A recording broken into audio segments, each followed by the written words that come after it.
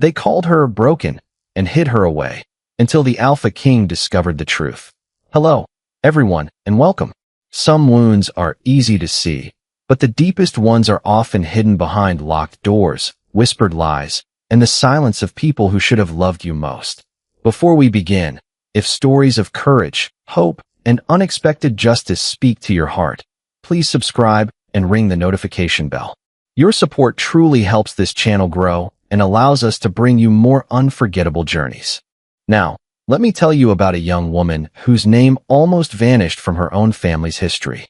The Briar Glen Pack stood beneath towering pines where silver mist lingered until sunrise, a place proud of its warriors and merciless toward anyone who appeared weak. Every child dreamed of the day their wolf awakened. Every family celebrated strength. And every whispered rumor eventually found its way to the old stone house behind the Mercer estate, where no guest was ever invited. That was where 22-year-old Lillian Mercer lived. At least, that was where she was kept.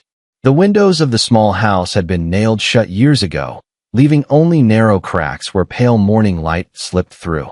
Dust floated in the air like tiny ghosts while the scent of cedar and old books lingered in every corner. Lillian had long since stopped asking why the doors were locked from the outside. She already knew the answer. The pack believed she was broken. They said she had reached adulthood without a true wolf. They said no scent marked her as an omega, no proper shift had ever come, and every full moon left her trembling with pain instead of power. Children repeated those words because they heard their parents say them first. Adults lowered their voices whenever her name surfaced, as though speaking it too loudly might invite bad luck into their homes. Even so, bitterness never settled inside Lillian's heart. Every morning, she watered the neglected flowers growing beside the cottage. She rescued injured birds that struck the windows. She folded blankets for elderly servants who pretended not to notice her quiet acts of kindness. Compassion had become the only freedom nobody could lock away. Around her neck rested a simple silver pendant shaped like a single drop of water. It had belonged to her mother, Evelyn, though Lillian remembered little about the gentle woman who had disappeared from her life when she was still a child. Whenever the aching in her body grew unbearable, she wrapped trembling fingers around the pendant and wondered why it always felt strangely warm against her skin. No one ever answered. Across the estate, preparations transformed the grand manor into a place of celebration. Servants polished crystal chandeliers until they shimmered. Fresh banners bearing the royal crest fluttered above the gates. Graham Mercer inspected every detail with rigid precision while his wife, Lorraine, fussed endlessly over their daughter, Madison, smoothing invisible wrinkles from her elegant gown. The Alpha King himself was coming to Briar Glen. Every family hoped to impress him. Every mistake could become a lasting disgrace. Graham's voice cut through the busy hall with cold authority. No one goes near the old house today. No servant speaks her name. If anyone asks, I have only one daughter. His order settled over the room like winter frost. Nobody questioned him. Nobody dared. Only Maeve Holloway, the aging housekeeper whose gentle eyes had watched generations grow and fade, glanced quietly toward the distant cottage before lowering her head again. She carried a basket of bread toward the back path that no one else used, careful to hide it beneath a folded cloth. Inside the cottage, Lillian heard distant carriage wheels echo across the valley. The sound stirred something she could not explain, not hope exactly, but a quiet feeling that the world beyond her locked door had begun to change. She stepped toward the narrow window, resting her hand against the cool stone wall as sunlight brushed across the faint silver mark circling her left wrist. Outside, royal horns sounded from the front gates, announcing the arrival of Alpha King Rowan Blackwood. And without realizing it, everyone inside Briar Glen had just taken the first step toward a truth that could never be hidden forever. The royal procession transformed Briar Glen into a picture of perfect order, yet Rowan Blackwood had spent too many years separating appearances from truth to be impressed by polished stone or rehearsed smiles. As Graham Mercer welcomed him through the manor gates, every greeting sounded flawless, every servant moved with practiced precision, and every banner fluttered exactly where it should. Even so, something beneath that careful perfection felt strangely absent. Rowan had investigated rebellions, border disputes, and royal conspiracies across the kingdom. He had learned that missing signatures rarely concerned him. Missing people always did. Inside the great hall, Lorraine Mercer directed the household with effortless grace while servants placed silver platters across the long dining table. Madison entered wearing an elegant blue gown, her confidence revealing years of preparation for occasions exactly like this. Graham introduced her proudly as his daughter, allowing the statement to settle without qualification. Rowan greeted her politely, but as everyone took their seats, his attention drifted to the far end of the table. One place setting had clearly been removed only moments earlier. The polished silver still held the faint warmth of recently handled metal, and a chair had been pushed back into place with unusual haste. Nothing appeared obviously wrong, yet someone had carefully erased the evidence that another place had been prepared. Rowan said nothing. He simply remembered it. Throughout the meal, conversation flowed around harvests, patrol routes, and upcoming ceremonies. Graham answered every question with confidence, while Lorraine smoothly redirected any discussion that lingered too long on family matters. When Rowan casually asked how many members currently lived within the Mercer estate, Graham replied without hesitation, 3 of us, Your Majesty. Before anyone else spoke, a young maid carrying fresh tea stopped beside the table. Miss Lee, the words escaped before she caught herself. Her face turned pale. Lorraine lifted her eyes toward the frightened servant, saying nothing at all. That silent glance proved more frightening than anger. The girl immediately lowered her head. Forgive me, she whispered before retreating so quickly that several drops of tea spilled onto the polished floor. Rowan noticed every detail. So did Silas Reed, though neither commented. After dinner, Rowan quietly requested the official household register. Graham agreed at once, but the ledger only deepened the mystery. Graham Mercer, Lorraine Mercer, Madison Mercer. 3 names. No corrections. No deceased relatives. No missing child.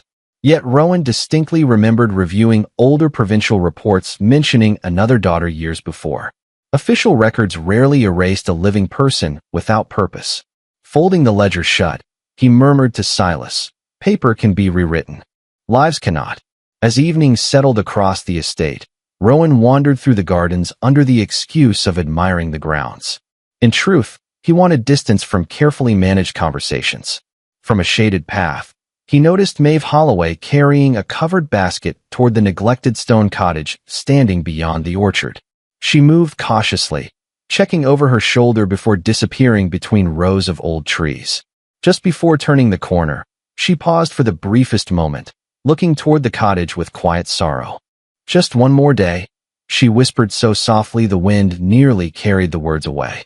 Hidden inside the cottage, Lillian accepted the warm bread and broth with grateful eyes. She never asked why every act of kindness had to arrive in secret. Instead, she thanked Maeve with the gentle smile that years of isolation had never stolen. After Maeve left, Lillian stood beside the narrow window and listened to distant laughter drifting from the manor. She rested one hand against the silver pendant hanging around her neck, wondering what kind of man the Alpha King truly was beyond the stories people told. At nearly the same moment, Rowan stopped on the western terrace overlooking the forgotten cottage. A curtain shifted ever so slightly. For a heartbeat, a slender hand appeared against the weathered frame before disappearing again. He never saw the woman's face. He didn't need to. Whatever the Mercers had worked so hard to hide, it was no longer merely a suspicion. Someone was living inside that house, and Rowan intended to learn why the entire estate pretended she did not exist. Long after the banquet ended, Rowan found himself thinking less about Graham Mercer's polished answers and more about the forgotten stone cottage beyond the gardens. Throughout his years as Alpha King, he had uncovered betrayals hidden behind royal seals and conspiracies disguised as loyalty. Yet this silence unsettled him in a different way. It did not feel like politics. It felt personal. Someone inside that house had been erased so completely that even speaking her name seemed forbidden. Earlier that evening, the frightened maid's unfinished words, "Miss Lee," continued echoing in his mind. Missing signatures could be forged. Missing lives could not. While the manor settled into uneasy quiet, Lillian carefully wrapped the remaining bread Maeve had brought her. She stepped outside through the small rear door that Maeve secretly left unlatched whenever the household slept. The cool night air carried the scent of pine and damp earth, a freedom she allowed herself only for a few precious minutes. Near the vegetable garden, she noticed a young wolf pup sitting alone beside a broken wooden fence, his ankle swollen after a fall. The little boy tried to hide his tears when he saw her approaching.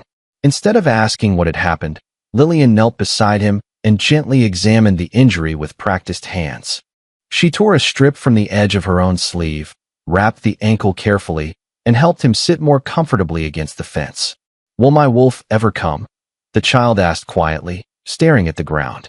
Lillian paused before answering, her voice soft enough to calm his trembling. "Sometimes," she said with a gentle smile. "It simply needs someone who believes it's still there." The boy looked at her with innocent curiosity. "My mother says you're cursed." For the briefest moment, sadness crossed Lillian's face before disappearing behind the same gentle smile she always wore. People don't always know the whole story.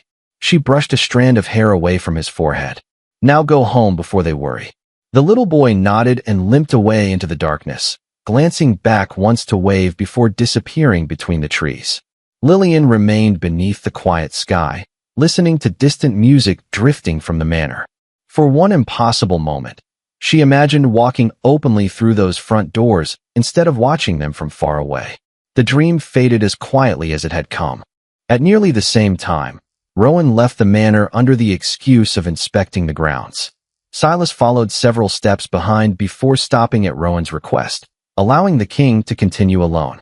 Rowan trusted experience more than appearances, and every instinct told him that the carefully rehearsed answers inside the manor concealed something far more important outside its walls. As he approached the old storage shed, he noticed fresh footprints crossing the damp soil toward the neglected cottage. Nearby, a narrow strip of linen had caught on a thorn bush, recently torn from a simple dress rather than a servant's uniform. Before he could examine it further, the sharp scent of smoke reached him. A lantern had toppled beside stacked straw, and flames were beginning to climb the weathered wooden wall. Without hesitation, Lillian rushed from behind the orchard, struggling to push an overflowing rain barrel toward the fire. The heavy barrel barely moved. Rowan reached it only seconds later. Without exchanging a single word, both leaned their weight against the rough wood. Together they forced it forward. Water crashed over the burning straw.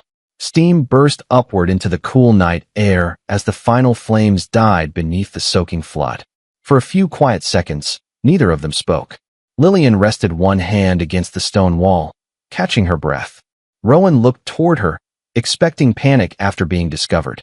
Instead, she immediately turned back toward the shed, carefully searching for any remaining ember that might threaten the nearby buildings. Only after convincing herself the fire had been completely extinguished did she finally allow herself to breathe. That simple act unsettled Rowan more than any explanation could have. She had not rushed toward danger to protect herself. She had done it to protect everyone else. As Lillian lowered her arm, the torn sleeve slipped back just enough to reveal a faint silver crescent circling her left wrist. Rowan frowned almost imperceptibly. He had never seen a mark quite like it before. It did not resemble a wound, nor did it look like any ceremonial symbol worn by the royal packs. For reasons he could not explain, the delicate silver crescent lingered in his thoughts even after Lillian quietly pulled her sleeve back into place.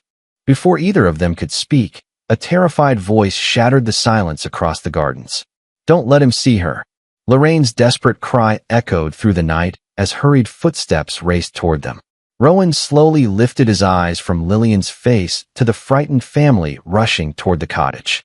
In that single moment, the final piece fell into place. The woman standing before him was never the danger the Mercers feared.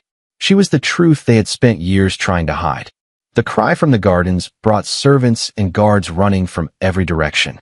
Graham reached Rowan and Lillian first, placing himself between them before either could speak. "Your Majesty," he said with forced composure, "please forgive this misunderstanding. She should never have been outside." Lorraine hurried forward, gripping Lillian's arm just tightly enough to remind her of years spent obeying without question. "Come with me," she whispered through clenched teeth. "You've embarrassed this family long enough." Rowan's eyes moved from Lillian's frightened expression to the overturned rain barrel, the scorched straw, and the blackened stones surrounding the storage shed. Nothing before him suggested madness. Everything suggested courage. Before he could challenge Graham's explanation, terrified screams erupted from the center of the estate. The celebration dissolved into panic as wolves rushed toward the ceremonial courtyard. Rowan broke into a run, with Silas close behind. Lillian hesitated only a heartbeat before instinct carried her after them despite Lorraine's desperate command to stop. At the foot of the platform, a young wolf barely 10 years old lay trembling in his mother's arms. His breathing had become shallow, silver veins spread beneath his skin, and every painful gasp seemed weaker than the last. Caleb Whitaker knelt beside him, trying remedy after remedy with growing desperation. Nothing worked. The gathered crowd watched in helpless silence as hope slowly disappeared from the parents' faces. Lillian remained near the edge of the circle, her hands trembling. She knew she had no right to step forward. Every lesson forced upon her since childhood warned that people suffered whenever she was seen. Graham noticed her and barked an order for the guards to remove her immediately. She almost obeyed. Then the frightened boy reached blindly into the air, searching for someone to hold on to. Without another thought, Lillian crossed the final few steps and knelt beside him. "You're not alone," she whispered. The child found her hand instantly, gripping it with surprising strength. The courtyard fell silent. Even Caleb stopped moving. Lillian closed her eyes, not because she knew what to do, but because compassion had always come before certainty. She rested her free hand lightly against the boy's shoulder. At first, nothing happened. Then the silver pendant resting against her heart grew unexpectedly warm beneath her dress. A gentle pulse spread through her fingertips like sunlight breaking across frozen ground. The violent shaking gradually eased. The child's breathing slowed. Color returned to his face one careful breath at a time until he finally opened his eyes and looked directly at his mother. Tears streamed down the woman's cheeks as she pulled her son into her arms. Around them, no one spoke. They simply stared at the young woman who had spent years hidden behind locked doors. Lillian swayed as exhaustion overtook her. Before she could fall, Rowan stepped forward and steadied her with quiet care. For the first time in her life, no one reached for her to drag her away. Someone reached out so she would not collapse. Their eyes met, and Rowan saw neither danger nor weakness. He saw someone who had given everything she possessed to save a child she had never met. Graham immediately pulled Lillian back, insisting the recovery was coincidence, that emotion had clouded everyone's judgment. His voice sounded less convincing than before. Rowan ignored the excuse. Instead, he turned calmly toward Caleb. "Tomorrow morning," he said, his words carrying across the silent courtyard, "you will examine Miss Lillian Mercer before me, before the council, and before anyone who still doubts what they witnessed today." A wave of astonishment swept through the gathered pack. For years they had spoken of the broken girl as though she were invisible. Now the Alpha King had spoken her full name in front of everyone, placing her under the light they had spent so long denying her. Lillian looked around the courtyard and realized something had changed forever. Whether the truth brought freedom or greater suffering, she could never return to the shadows again. Morning sunlight poured through the tall windows of Briar Glen's infirmary, yet the atmosphere inside remained heavy with expectation. Word of the previous day's miracle had spread through every corner of the estate. Some arrived hoping to witness another wonder. Others came expecting the Alpha King to expose a fraud. Lillian stood quietly near the examination table, her hands folded before her as though preparing for another judgment rather than another day. For years she had been told there was something fundamentally wrong with her. Standing beneath so many watchful eyes, she almost believed it again. Rowan entered without ceremony and took his place beside Caleb Whitaker instead of above him, making it clear that today's purpose was to uncover truth rather than assign blame. Graham and Lorraine watched from across the room, their confidence carefully maintained despite the growing unease behind their expressions. Caleb began with the same examinations he had performed countless times throughout his career.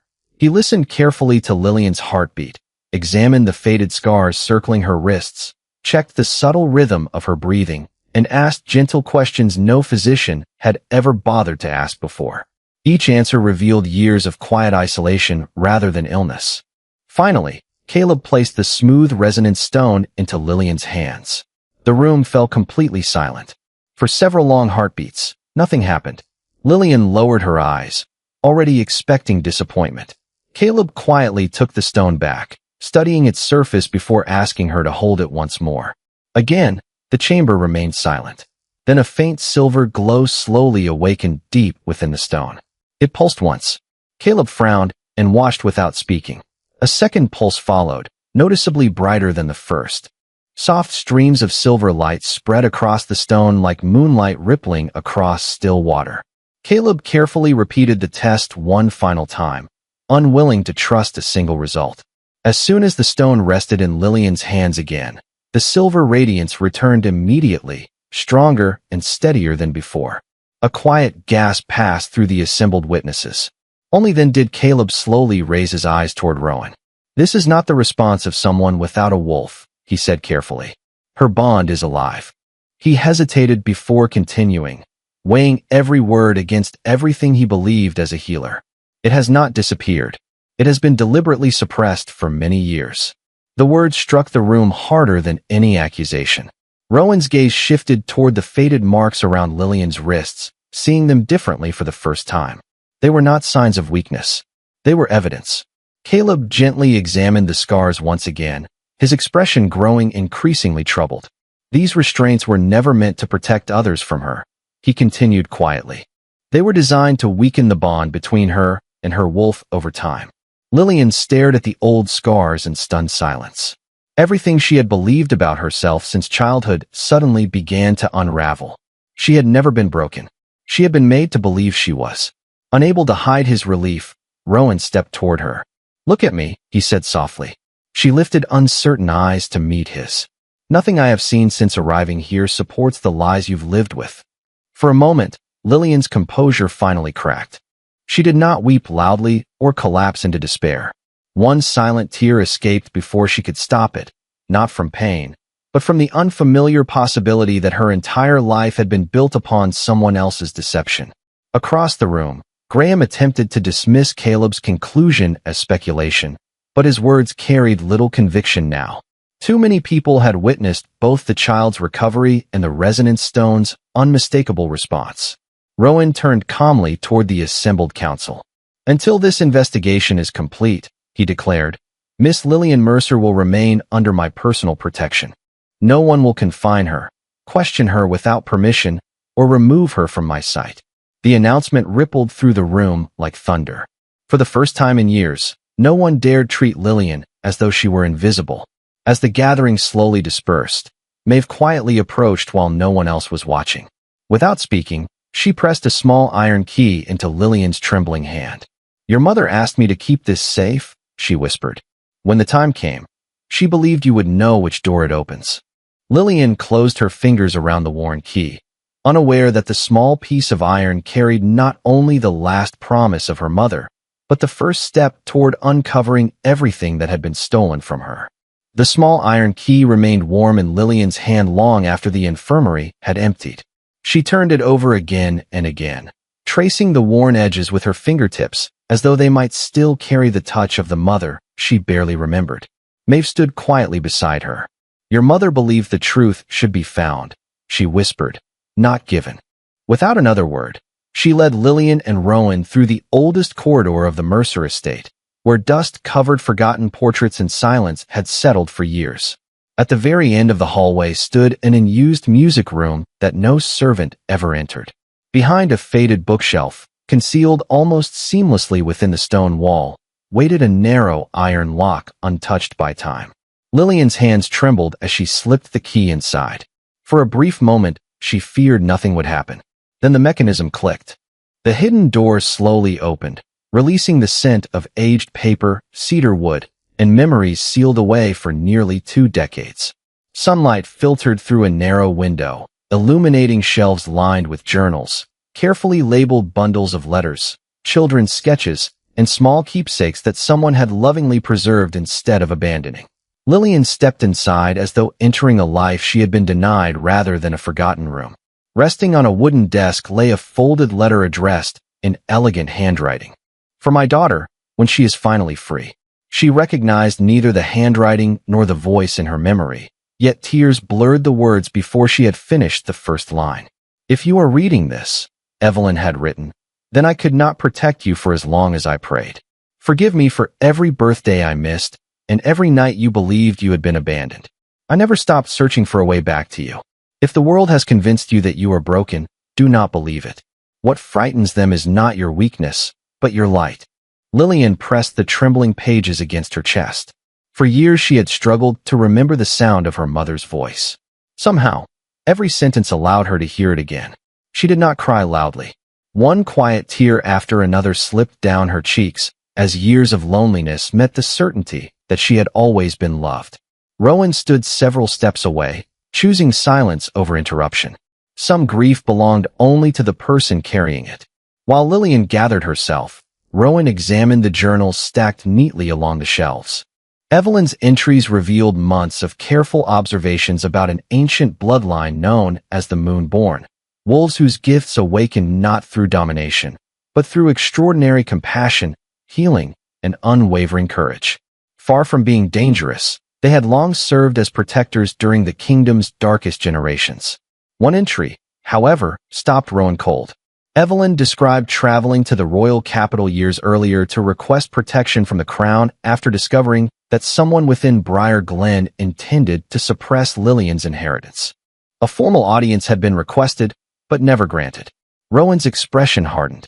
Whether through corruption, negligence, or deliberate interference, that plea had never reached the throne. She tried to save her. He murmured quietly, more to himself than anyone else. And we failed her. Before anyone could answer, Caleb appeared in the doorway, his face carrying a weight Rowan had never seen before. His eyes settled first on the open journals, then on the letter resting in Lillian's hands. For several long moments he remained silent, as though every step toward the room had become heavier than the last. Finally, he drew a slow breath. "Your Majesty," he said, his voice unsteady, "there is something I should have confessed many years ago, and if I remain silent any longer, I will become as guilty as those who caused all of this." The room fell into complete stillness. Lillian slowly lifted her eyes toward him, the unopened journals surrounding her like pieces of a life waiting to be restored. Whatever Caleb was about to reveal would not simply explain the past. It would determine whether justice could still exist for the future. Silence lingered inside the hidden room after Caleb's confession. For years he had convinced himself that obedience was the same as loyalty. Now, standing before Lillian, he finally understood the difference. "I never created the restraints," he said quietly, "but I helped maintain them. Graham told me your wolf was unstable, that weakening your bond would protect the pack. I believed him because I never questioned the evidence placed before me." Shame lowered his voice even further. The greatest failure of a healer is not making a mistake. It is accepting another person's lie without searching for the truth. Lillian listened without anger. There was only exhaustion in her eyes, as though too many years had passed for hatred to find room beside the grief she already carried. Before anyone could respond, hurried footsteps echoed through the corridor. Graham Mercer burst into the hidden chamber with several guards behind him, his calm authority finally replaced by desperation. "Search everything," he ordered. "Those journals belong to this family." Rowan stepped forward before anyone moved another inch. "No," he said evenly. "They belong to the woman who wrote them, and to the daughter she died protecting." The room froze. Graham's confident expression faltered for the first time. Rowan calmly opened one of Evelyn's journals and compared its original medical notes with the examination Caleb had completed only that morning. The more he studied the handwriting, the more obvious the differences became. Caleb's original observations described a frightened but otherwise healthy young woman. The later diagnosis declaring Lillian unstable had been added afterward in different handwriting. Rowan slowly lifted the altered document for everyone to see. "You claim these conclusions belong to Caleb," he said quietly. "They do not." He placed the forged report beside another authorization approving the repeated use of silver restraints. Both documents carried the same unmistakable signature. "Graham Mercer." Rowan looked directly into Graham's eyes. "Do you deny your own signature?" The question hung in the air. Graham opened his mouth, but no words came. His silence spread through the room more heavily than any confession. Rowan stepped closer without raising his voice. "You knew exactly who she was." Graham's jaw tightened. Still he said nothing. Rowan continued. his calm certainty replacing accusation. You discovered that Lillian carried the Moonborn bloodline. You feared what would happen if the pack learned the truth. Graham's shoulders slowly sagged beneath the weight of years he could no longer defend. After a long silence, he finally whispered, "I did what I believed was necessary." Rowan never looked away. Necessary, because people would have followed her instead of you. Graham lowered his eyes. He did not deny it. That silence became the confession everyone in the room understood. Lorraine quietly closed her eyes, unable to defend what they had done. Madison stepped forward, tears filling her eyes as she looked at the sister she had barely known. "All these years," she whispered. "I believed Father when he said you were dangerous. I never once asked why you were always alone." Lillian offered no accusation. The quiet sadness in her expression wounded Madison far more deeply than anger ever could. Rowan then lifted the silver pendant resting against Lillian's heart. As it brushed against an ancient carving hidden within the stone desk, a concealed compartment clicked open. Inside rested Evelyn's final collection of correspondence, including the unanswered petition she had written to the crown requesting sanctuary for her daughter. The royal seal remained perfectly unbroken. The letter had never reached the throne. Rowan closed his eyes for one brief moment, absorbing the full weight of that failure before looking toward Lillian again. When he finally spoke, his voice carried the quiet authority of a king who had reached an irreversible decision.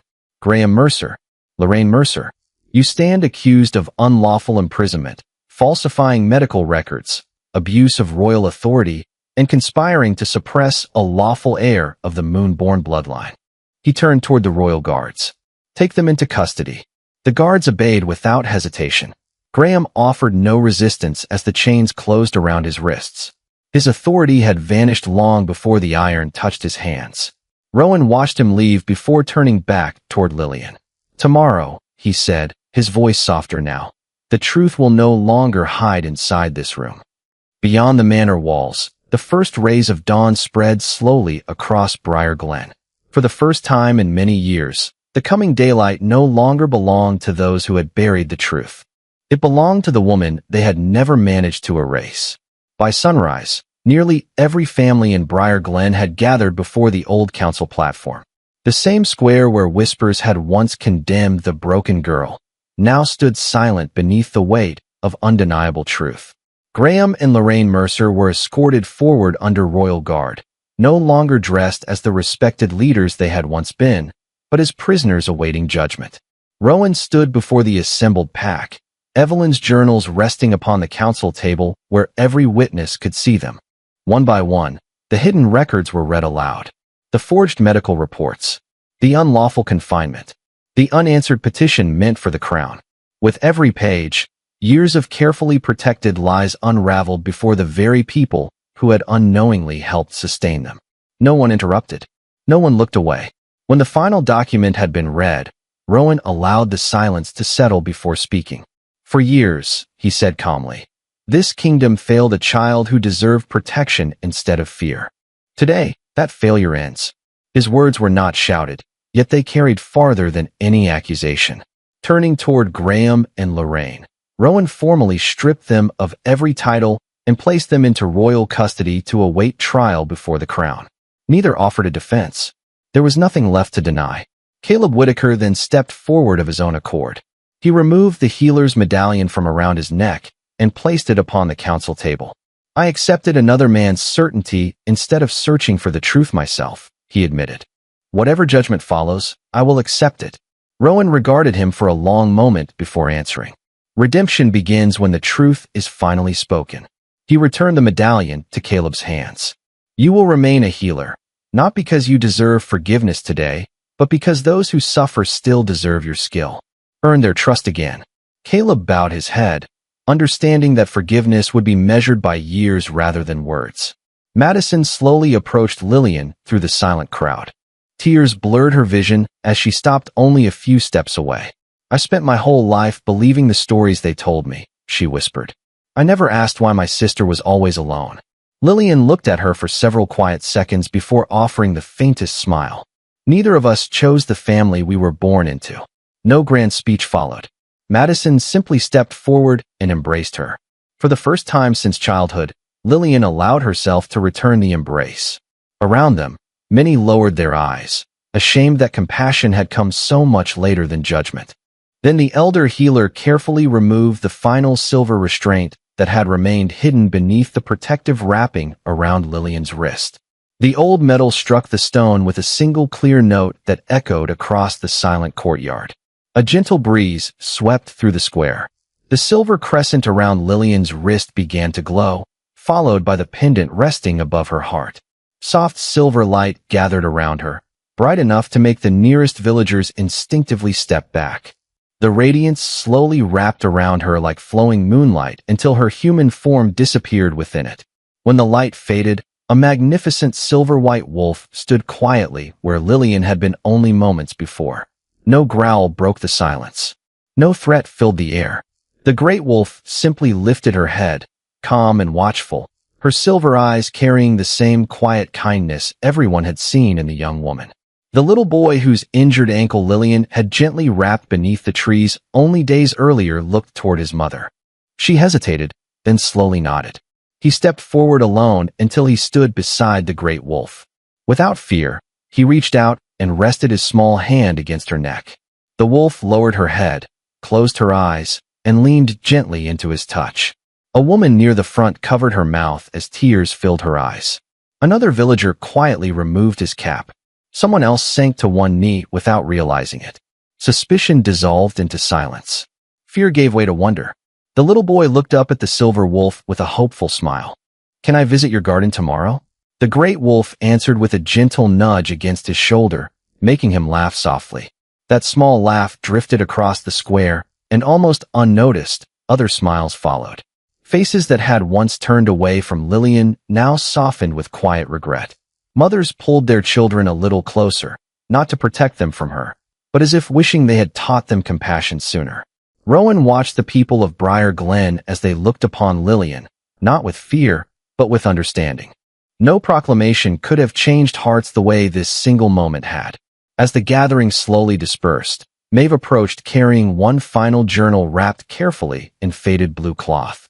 "Your mother asked me to keep this until the day everyone could finally see you," she whispered, placing it gently into Lillian's hands after she returned to her human form. "There is one last page she never wanted anyone else to read." Lillian held the journal close against her heart. The greatest battle of her life had ended, but her mother's final words were still waiting, and with them, the last piece of a destiny that had only just begun. Morning sunlight poured gently through the windows of the old stone cottage as Lillian unfolded the final page of her mother's journal. The paper had yellowed with age, yet Evelyn's handwriting remained steady, as though every word had been written with unwavering hope. "If this letter has reached your hands," it began, "then the world has finally seen the daughter I always knew. Never measure your life by the years stolen from you. Measure it by the kindness you choose to give after surviving them. Real strength has never belonged to those who inspire fear. It belongs to those who protect others even after their own hearts have been broken." Lillian closed her eyes, holding the journal against her heart, as if embracing the mother she had missed for so many years. For the first time since childhood, the silence surrounding her no longer felt empty. It felt peaceful. Several weeks later, Briar Glen had begun to change in ways no royal decree alone could have accomplished. The whispers had faded. Children no longer avoided the old stone cottage. Mothers who had once crossed the road to keep their families away now stopped to leave baskets of bread, flowers, or fresh vegetables at its door. Outside the cottage, royal guards escorted Graham and Lorraine Mercer toward the carriage that would carry them to the crown for trial. Neither resisted. Neither looked back. Their authority had disappeared long before the chains had touched their wrists. Justice had arrived without hatred, exactly as Evelyn had once hoped it would. Caleb Whitaker remained in Briar Glen, treating every patient with a humility his neighbors had never witnessed before. Madison visited Lillian often, never asking her to forget the past, only hoping to earn a place in her future. Trust returned slowly, built not through promises, but through countless quiet choices. When Rowan asked what should become of the secluded stone cottage, many expected Lillian to abandon it forever. Instead, she smiled softly. "No child should ever feel hidden here again." The cottage that had once been her prison was carefully restored into a refuge where frightened young wolves, abandoned children, and anyone with nowhere else to belong would always find an open door. Evelyn's silver pendant was placed above the entrance, not as a reminder of sorrow, but as a symbol that every soul crossing that threshold would be welcomed instead of judged. Several days later, Rowan returned before leaving for the capital.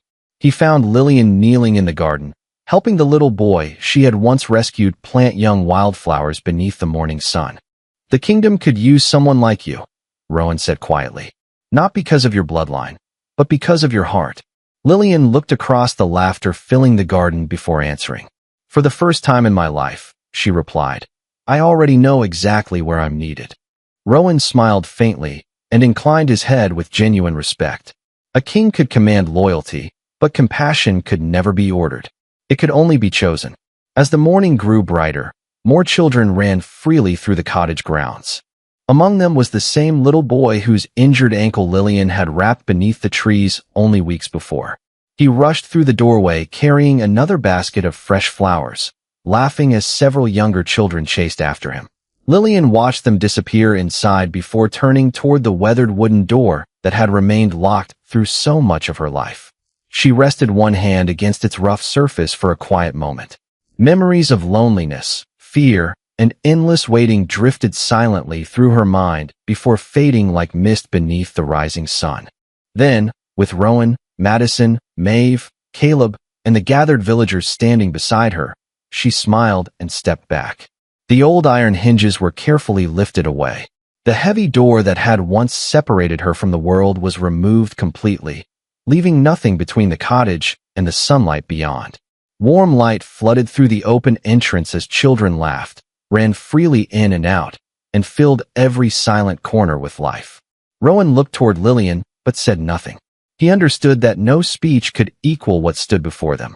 Years earlier, they had called her broken and hidden her away because they feared what they did not understand. In the end, it was never Lillian who had needed healing. It was the hearts of those who had refused to see her.